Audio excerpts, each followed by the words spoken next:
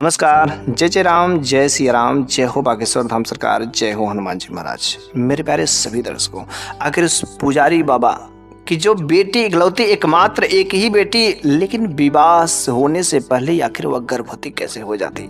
बहुत ही जबरदस्त कहानियाँ और हैरान कर देने वाली कहानी। ऐसी कहानियाँ हमारे जीवन में बहुत कुछ नई चीज़ें भी सिखा करके जाती, इसलिए हमें इस प्रकार के वीडियो को अंत तक अवश्य सुनना चाहिए, देखना चाहिए, ताकि हमें इस प्रकार की कहानियों से सुन करके जागरूक हो सके। तो बस देरी किस बात की, चलिए हम लोग इस वाक्य को बिना देरी किए शुरू ही कर देते हैं। तो एक बार की बात है कि एक मंदिर, जिस मंदिर का एक पुजारी बाबा थे और बड़े ही भक्ति भाव से जो भगवान की भक्ति भाव करते थे, लेकिन उनका परिवार भी था, उनकी पत्नी और उनका ये जो इकलौती एकमात्र एक ही बेटी। वह बेटी जब छोटी थी तो बड़ी ही अच्छी थी, लेकिन जैसे जैसे वह बड़ी होती गई उसकी सुंदरता और निखरता गया। लेकिन जैसा उस पुजारी बाबा ने अपनी बेटी को ढाला, ठीक वैसा वह बेटी भी थी। उसकी बेटी की जो खूबसूरती को देखने पे ही कोई भी दीवाना हो जाता था, लेकिन वह बेटी इतनी अपने बाप के, अपने पिताजी के संस्कार के नियमों को मानने वाली थी। कभी किसी के सामने कभी किसी पराये मर्दों के सामने कभी सर उठा करके नहीं चलती थी, कभी पराये मर्दों से बात करने की कभी कोशिश नहीं की। जैसा पिताजी ने, मम्मी पापा ने सिखाया वैसा ही ठीक किया, और वह भी भगवान की भक्ति भाव करने वाली थी। नित्य सुबह शाम अपने मम्मी पापा के पास बैठ करके उनका भी सेवा सम्मान करती, फिर से वह भगवान का भी वह स्मरण करती, पूजा ध्यान करती, पढ़ाई लिखाई भी की। लेकिन जब वह पढ़ाई लिखाई कर रहे थे तो पढ़ाई लिखाई के दौरान ही एक लड़का उसके पीछे पड़ जाता है। चूंकि वह बड़ी हो गई थी और वह कॉलेज के दिनों में जा रही थी, तो एक लड़का जो बहुत ही रईस था और वह उसके पीछे पड़ जाता है। जैसे उसकी सुंदरता को देखता मोहित हो जाता है, और वो अपने घर पर आकर के बोलता है कि चाहे जैसे भी हो मेरे को उसी लड़के से शादी करना। उसके पास पैसे की कोई कमी नहीं थी, धन दौलत भरपूर था, लेकिन उस लड़के की जो है चाल चलन बहुत ही खराब थी। वह पैसे दे करके वह जो है रातें रंगीन किया करता था। किसी भी लड़की के साथ में जो छेड़खानी, पढ़ाई लिखाई तो बिल्कुल नाम की बस थी, लेकिन वह अपने पैसों के बदौलत से इतना घमंड था कि वह अनेक प्रकार के ऐसी जो लड़कियों के साथ में वह जो जबरदस्ती काम किया करता था। वह जो आवारा था, उसे अपने पैसों पर बहुत ही नाज था। उसके दोस्तों ने कहा, अरे यार तेरे को पता है कि तू उस लड़की से विवाह करना चाहता है? अरे वह लड़की कितनी नेक है, वह उस पुजारी की लड़की है, बेटी है। वह कहता, अरे यार चाहे जैसे भी हो, लेकिन मेरे को ना जो अपनी होनी चाहिए, जो बीबी होनी चाहिए। मैं तो बस दूसरे के साथ में रातें रंगीन करता, बस तो अपना हवस शांत करता, लेकिन वास्तव में मेरे को बीबी चाहिए तो वैसे ही चाहिए, वह मेरी पत्नी बनने लायक है। तो उसके दोस्त सब कहते, अरे पहले तू तो सही हो जा, जब तेरे बारे में वो लड़की जानेगी तो क्या तुझसे कभी शादी करने के लिए तैयार होगी? वह कहता, अरे ठीक है, करेगी क्यों नहीं, मेरे पास जो इतना धन दौलत नाज है, और मेरे से शादी करने के लिए पता नहीं कितनी सारी लड़कियां लाइन लगा के खड़ी रहती, क्योंकि इतना सारा धन दौलत, और वह उस पुजारी की बेटी क्यों नहीं बात मानेगी? अरे बस एक बार बस आपट जाएगा, मम्मी पापा जाएंगे, ऑटोमेटिक वह विवाह करेंगे। और जब वो लड़का अपनी मम्मी पापा से बोलता है तो उसके मम्मी पापा कहते हैं कि ठीक है, कोई बात नहीं बेटा, हम जा करके उस पुजारी बाबा की बेटी का हाथ मांगते हैं। और वे दोनों बल्कि सेठ थे, और सेठ और सेठानी दोनों जो अपने बेटे के लिए जाते हैं उस पुजारी बाबा के घर उस बेटी का हाथ मांगने के लिए। जब जाते हैं तो उसमें बेटी नहीं रहती है, लड़की रहती है। और जाते हैं तो कहते हैं कि चलो ठीक है, अगर आप लोग आ ही गए हैं, आप लोग किस प्रयोजन से आए? सेठ सेठानी ने दोनों कह दिया कि मेरा बेटा जो आपकी बेटी को बहुत ही पसंद करता है, आपकी बेटी को जी जान से चाहता है, इसलिए हम जो है आपकी बेटी को अपनी बहू बनाना चाहते हैं। पुजारी बाबा ने कहा, इसके लिए तो मेरे को अपनी बेटी से बात करना पड़ेगा। आखिर मेरी बेटी किस प्रकार की प्रवृत्ति की है, क्या वह भी आपके बेटे को यदि जानती है कि नहीं जानती? क्योंकि जब दोनों कॉलेज में ही पढ़ते हैं तो शायद अगर वो भी अगर चाहती होगी तो मेरे को कोई आपत्ति नहीं है, लेकिन हाँ पहले जो है उसको अपनी बेटी से पूछ ले। क्योंकि पुजारी बाबा जैसे ही उस रईस इंसान को, सेठ के लड़की का नाम सुनते हैं तो सारे के सारे लोग जो उसके कैरेक्टर के बारे में जानते थे, वह किस प्रकार का लड़का है। लेकिन जब वो उनकी बेटी आती है तो वो पुजारी बाबा अपनी बेटी से पूछते हैं कि बेटी क्या तुम उस लड़की को जानती हो? तो कहती, हाँ बाबा मैं उस लड़के को जानती भली बात से जानती, और यह एक नंबर का आवारा है, वह जो लड़कियों को छेड़ता रहता है, तो पुजारी बाबा ने अपने बेटी से पूछा, बताओ बेटी तुम किस प्रकार के लड़के से विवाह करना चाहती हो, कैसा तुम्हारा वर होना चाहिए।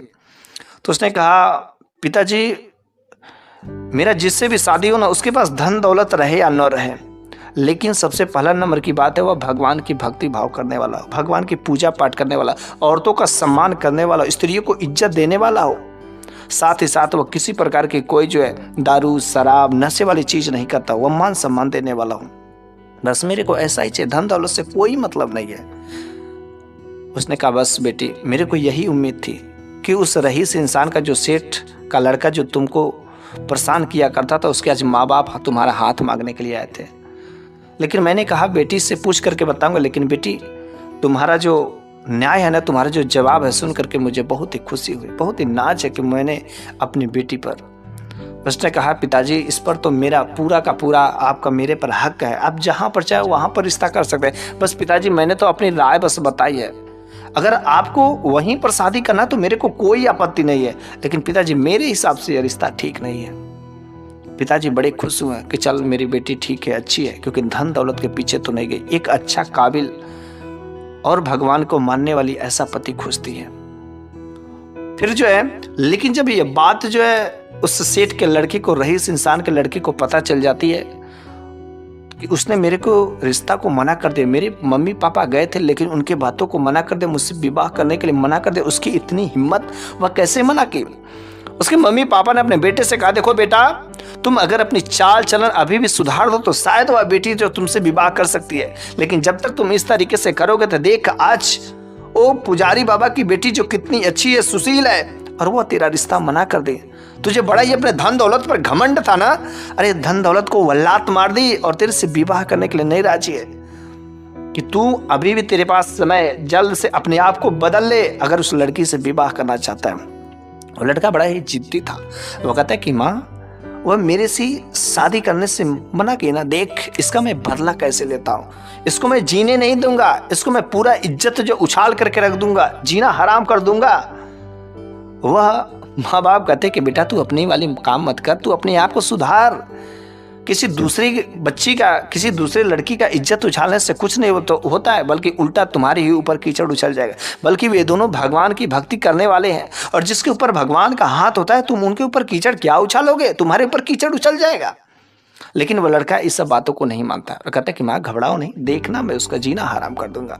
और वह अगले ही दिन वो लड़का जो है उस लड़की का आकर के रास्ता रोक देता है, और जैसे रास्ता रोकता है तो वह कहता है कि क्या गजब की तुम्हारी हिम्मत है, तुमने मेरे मम्मी पापा को मुझसे विवाह करने के लिए मना कर दिया, मेरे मम्मी पापा को ठुकरा दिया, इतना सारा मेरे पास धन दौलत है तुमने उसको ठुकरा दिया, अब मैं तेरा इज्जत में उछाल के रहूंगा। तो उस लड़की ने कहा, अरे मेरा इज्जत क्या उछालोगे, मेरे साथ में जो मेरे प्रभु हैं, जब तक वे नहीं चाहेंगे तब तक तुम कुछ नहीं कर पाओगे। लेकिन हाँ अगर तुम करना चाहते हो तो अपनी वाले भी कर लो, देख कुछ ना कुछ तरीका निकल ही जाएगा, क्योंकि मुझे अपने भगवान पर भरोसा है और मैं तेरे धन दौलत के पीछे नहीं भागने वाली हूँ। मेरे को एक अच्छा सुंदर होनहार भगवान को मानने वाला, औरतों का सम्मान करने वाला ऐसा मेरे को पति चाहिए। मेरे को ऐसा नहीं चाहिए जो स्त्रियों को बाजारू समझे, अनेक प्रकार की स्त्रियों के साथ जो वह रातें बिताता हो, ऐसा मेरे को बिल्कुल ही नहीं चाहिए। रही बात इज्जत उछालने की तो तुम भी कोशिश कर लो, और हम तो अपने भगवान के शरण में देख लेते हैं क्या होता है। वो लड़का एक एक प्रकार का वो जो उसका इज्जत उछालने की कोशिश करता है। चूंकि गांव समाज के अगल बगल के जितने भी मोहल्ले वाले लोग थे, सारे के सारे लोगों को पता था कि जो पुजारी बाबा की बेटी है ना बहुत ही नेक है, जैसा वे है वैसा ही संस्कार उसने अपनी बेटी को भी सिखाया। उसकी बेटी बहुत ही नेक है।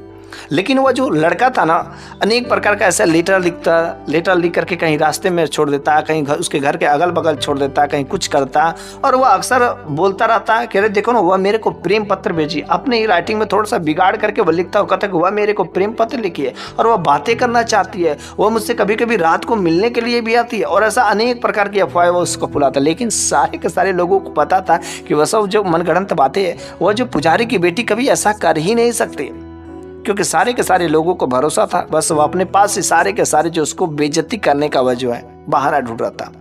लेकिन गजब की बात तब हो जाती है कि कुछ दिनों के बाद जो है एक बार उसके पेट में दर्द होता है। जब उसके पेट में दर्द होता है तो पुजारी बाबा जाते हैं और दवा लेकर के आते हैं और दवा खिलाते हैं। और कुछ देर बाद उसके पेट का दर्द शांत हो जाता है। फिर जो सब कुछ ठीक ठाक चल रहा था, वो लड़का भी हर तरीके का ऐसे ही उछाल मारता, लेकिन लोगों को भरोसा नहीं होता।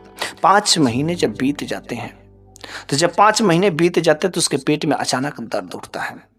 और जब दर्द उठता है तो पेट फूल गया रहता है, पेट का साइज बढ़ गया रहता है। बड़े ही परेशान होते हैं, हैरान होते हैं कि आखिर ये क्या हो गया। वे लोग पुराने जमाने की बात है, उसमें हकीम होते थे, डॉक्टर हुआ करते थे।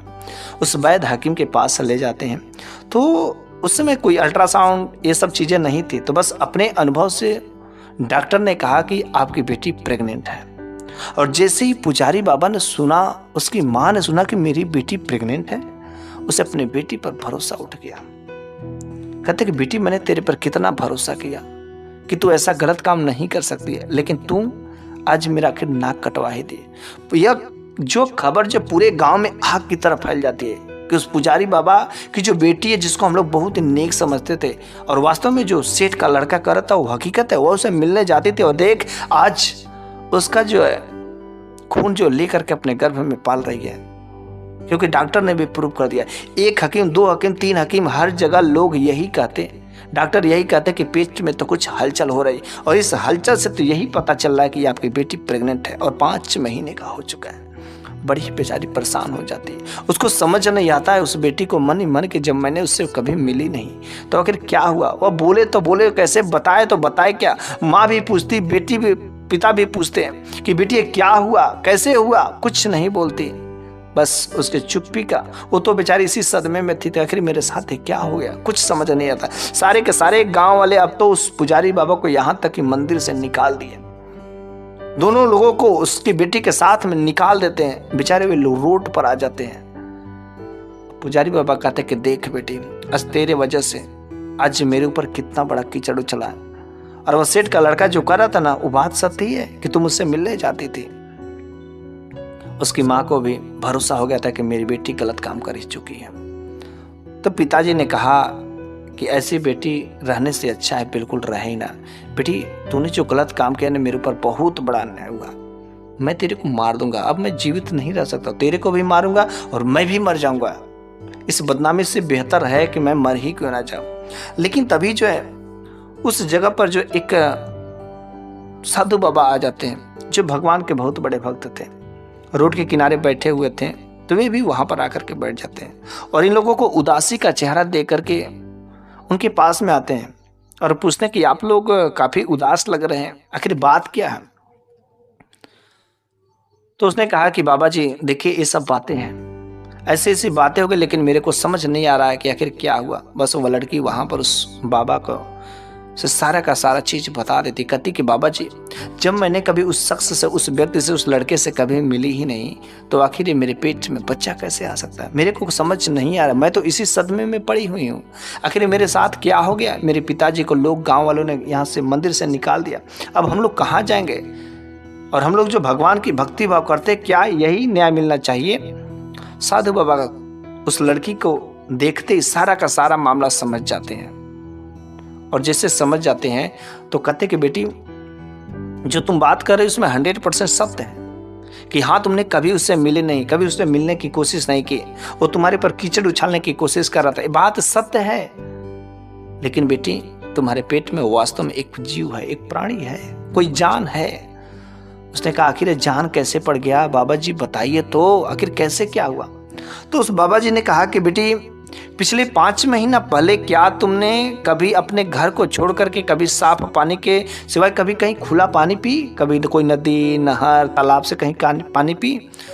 उसने कहा हाँ बाबा जी, मैंने एक बार जो है तालाब से मैंने पानी पिया था, काफ़ी प्यास लगी थी और मेरे को कहीं पर जो है रास्ता नहीं समझ आता, पानी नहीं मिला, तो मैं अपना प्यास बुझाने के लिए तालाब से साफ करके मैंने पानी पी लिया था। कुछ ही थोड़ा ही तो पिया था ताकि बस प्यास शांत हो जाए।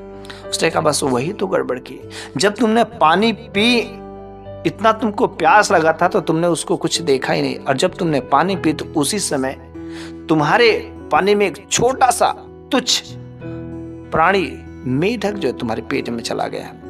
और बस छोटा था, चूंकि पेट में जाते ही हुआ किसी तरीके से वह तुम्हारे गर्भाशय में चला गया है, और बस उसे गर्भाशय में हर चीज वह बड़ी ही आसानी से मिलती है, और उसका साइज धीरे धीरे धीरे बढ़ता जा रहा है। और जब उसका साइज धीरे धीरे बढ़ता जा रहा है तो बस आज वह 5 महीने का मेढक होगा, उसका साइज काफ़ी बड़ा हो गया। इस वजह से वो हलचल कर रहा है और इसमें कोई इंसानी प्राणी नहीं है बल्कि वह मेढक है। हाँ, तुम उस मेढक को कोशिश करो तो वह मेढक बाहर निकल जाएगा और जब बाहर निकल जाएगा तो फिर तुम बिल्कुल सही हो जाएगे। फिर यह बात जो है पूरे गांव वालों में धीरे धीरे बात पता चल जाती है और उस पुजारी बाबा ने जो अपनी बेटी को मारने की बात सोमवार के लिए कहा था, अपनी बेटी से इस मदार के जड़ को भगवान शिव के लिंग के पास उस पुजारी बाबा के पास आकर कहते हैं कि मुझसे गलती हो गई, मैंने आपकी बेटी को महादेव जी का नाम लेकर अपने कमर में बात लेती है, फिर जो अगर उनकी कृपा होती है चले जाते हैं, पूरे गांव वाले उसकी बेटी पर भरोसा हो जाता है। और बात सत्य है, जिसके ऊपर भगवान का भरोसा होता है उसके ऊपर कोई कितना भी उछलने का कोशिश करे, बाबा के शरण में अपने आप को यदि अपने उछावर कर देते तो अवश्य इस तरीके से सुन ली जाएगी। उस बेटी की शादी पुजारी बाबा ने आती है एक नेक लड़के से जो भगवान की भक्त है, शायद ये हर तरीके से स्त्रियों का सम्मान करने वाला, इज्जत करने वाला उस लड़के के साथ महीने बीत जाते हैं। उधर वह सेठ का लड़का जो बदला लेने की कोशिश करता है, एक दिन उल्टा कीचड़ उसके मुंह पर पड़ जाता है। अपनी देवरानी के पापा ने कहा रे छोटे वाले बच्चे को खिला रही थी, लेकिन खिलाते उसको भी एक सबक मिल जाती है। अचानक ऐसा दर्द महसूस होता है, कोई कितना भी कोशिश कर ले, हाँ कुछ समय के लिए भी विषम परिस्थिति में जरूर आते हैं। मैं संतान है तो मैं भी अपने गोद में इस तरीके से खिलाता, क्योंकि भगवान और उस बच्चे को गलतियां कराता जिसके वजह से उसके अपने घर में रो रो करके जोर जोर से चीखने चला। इस तरीके से जो है और जैसे सास जो बेटी थी और अगल बगल तरीके से वो बिना चल जाता विवाह के ही पाती है कि आखिर ये औरत ऐसे क्यों हो रही है। तो कुछ लोगों ने कहा, सास ने कहा आ गया देवरानी है ना, बस आज के इस वीडियो को मैं यहीं पर समाप्त करता हूं। उसके बच्चे अगले वीडियो में चली गई और अपने जाकर के रो रही है। अरे देखना नहीं चाहती है, इससे कुछ नहीं है, मेरे घर के